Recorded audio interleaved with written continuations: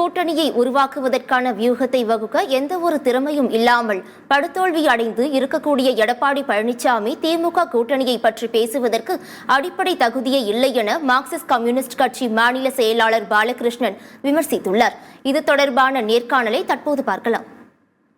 கொள்கைகளை பற்றியோ கோட்பாடுகளை பற்றியோ சொல்லி ஓட்டு கேட்க முடியல. ஆகவே ஒரு நபரை முன்னிறுத்தி ஓட்டு கேட்குறாங்க. ஆனால் இந்தியா கூட்டணி என்பது ஒரு அடிப்படையான இலக்கங்களை நோக்கி நாங்கள் மக்கள் மத்தியில் வச்சு கேம்பெயின் பண்ணுறோம். குறிப்பாக அரசியல் விழுமியங்களை பாதுகாப்பது, மதசார்பின்மையை பாதுகாக்கிறது, பாசிச சர்வாதிகாரத்தை சத்தியம் டிவி நேயர்களுக்கு வணக்கம். நாடாளுமன்ற தேர்தலானது நெருங்கி வரக்கூடிய நிலையில் அரசியல் சார்ந்த பல்வேறு கருத்துக்களை பகிர்ந்து கொள்வதற்காக மார்க்சிஸ்ட் கம்யூனிஸ்ட் கட்சியின் மாநில செயலாளர் பாலகிருஷ்ணன் அவர்கள் நம்முடன் இணைந்திருக்கிறார். வணக்கம் சார்.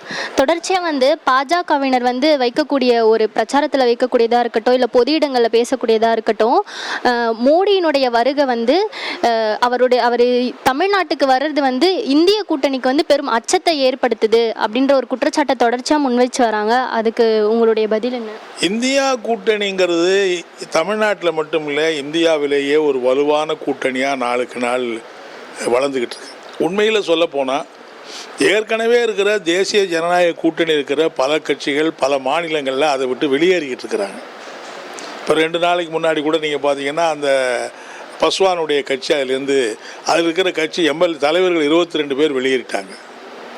ஸோ நாளுக்கு நாள் பலவீனம் அடைஞ்சிருக்கிற கூட்டணிங்கிறது மோடி தலைமையில் இருக்கிற தேசிய ஜனநாயக கூட்டணி. அப்படி இருக்கிற சூழ்நிலையில் இந்தியா கூட்டணி மேலும் மேலும் வலுவடைஞ்சிட்டு இருக்கிற போது மோடியை கண்டு அச்சப்படுறதுக்கு என்ன இருக்குது? 10 ஆண்டு காலமாக மோடியை எதிர்த்து தானே நாங்கள் போராடிக்கிட்டு இருக்கிறோம். முன்னை காட்டிலும் இந்த இந்தியா கூட்டணி மேலும் வலுவடைந்து போராடிக்கிட்டு இருக்கிற சூழ்நிலையில் மோடியை கண்டு அச்சப்படுறதுக்கோ கலங்கப்படுறதுக்கோ அவசியமே கிடையாது. தமிழ்நாட்டுக்கு அவர் அடிக்கடி வர்றதுக்கு காரணம் என்னென்னா, வட இந்தியாவில் அவருக்கு வேலை இல்லாமல் போச்சு. அங்கே ஏற்கனவே பலவீனம் அடைஞ்சு போயிட்டார். சரி, தமிழ்நாட்டிலேயாவது ஏதாவது தேர்தலாமான்னு பார்க்குறாரு. தமிழ்நாட்டில் அதுக்கான சூழலே கிடையாது. தமிழ்நாட்டில் அவரால் ஒரு சின்ன மாற்றத்தை கூட ஏற்படுத்த முடியாது. இப்போ அவர் வர்றது எதுக்குன்னா, 40 தொகுதிகளில் பாஜக கூட்டணி போட்டிட்டு 40 தொகுதிகளின் டெபாசிட் எழுந்து போச்சுன்னா அது இந்தியாவில் பெரிய அவமானமாக போயிருமே.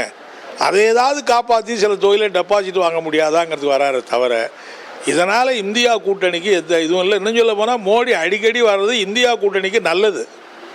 இப்போ நாங்கள் பேசுகிறத விட மோடியை பற்றி அவர் பேசுனா ஜனங்களுக்கு இன்னும் நல்லா அவர் பேரில் கோபம் வரும்.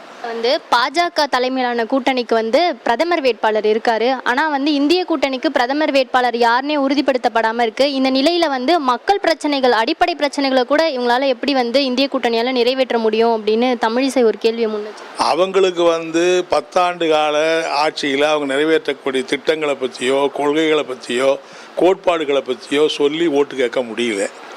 ஆகவே ஒரு நபரை முன்னிறுத்தி ஓட்டு கேட்குறாங்க. ஆனால் இந்தியா கூட்டணி என்பது ஒரு அடிப்படையான இலக்கங்களை நோக்கி நாங்கள் மக்கள் மத்தியில் வச்சு கேம்பெயின் பண்ணுறோம். குறிப்பாக அரசியல் விழுமியங்களை பாதுகாப்பது, மதசார்பின்மையை பாதுகாக்கிறது, பாசிச சர்வாதிகாரத்தை வீழ்த்துவது, சமூக நீதி கூட்டாட்சி தத்துவத்தை நிலைநிறுத்துவது, அடிப்படை மக்களுடைய வாழ்வாதாரத்தை பாதுகாப்பது, பொதுத்துறையை பாதுகாப்பது போன்ற இந்த தேசத்தினுடைய அடிப்படையான மக்களுடைய அந்த லட்சியங்களை முன்னிறுத்தி நாங்கள் ஓட்டு கேட்குறோம். அந்த மாதிரி அவங்க லட்சியங்களை முன்னிறுத்தி ஓட்டு கேட்குறோம். மோடிங்கிறவர் மட்டும் தனிப்பட்ட முறையில் என்ன பண்ணிட போகிறாரு? நீங்கள் என்ன சொல்ல போனால் 10 வருஷம் ஆட்சியில் இருக்கிற மோடியை திரும்ப முன்னிறுத்துறீங்கன்னா உங்களால் வேற ஒருத்தரை முன்னிறுத்த முடியலையே. ஸோ ஏற்கனவே பார்த்தவர் தான் நீங்கள் திரும்ப முன்னிறுத்துறீங்க. என்ன புதுசாக மோடி என்ன சொல்ல போகிறாரு? நம்முடைய தேர்தல் முறையே நாடாளுமன்ற தேர்தல் முறை. நாடாளுமன்ற தேர்தல் முறையில் நாளைக்கு பிரதமர் வேட்பாளராக மக்களாக தேர்ந்தெடுக்க போகிறாங்க. சரி, இப்போ மோடி பிரதமர்னு வச்சுக்கோ, நாளைக்கு பிரதமராக இவரே போய் பதவியேற்ற முடியுமா? மக்கள் நாடாளுமன்ற உறுப்பினர்களை தேர்ந்தெடுத்த பிறகு அவங்க கூடி தானே இவரை தேர்ந்தெடுக்கணும். அப்போ அவங்க நாளைக்கு வேற ஒருத்தர் தேர்ந்தெடுத்தால் என்ன பண்ணுவீங்க?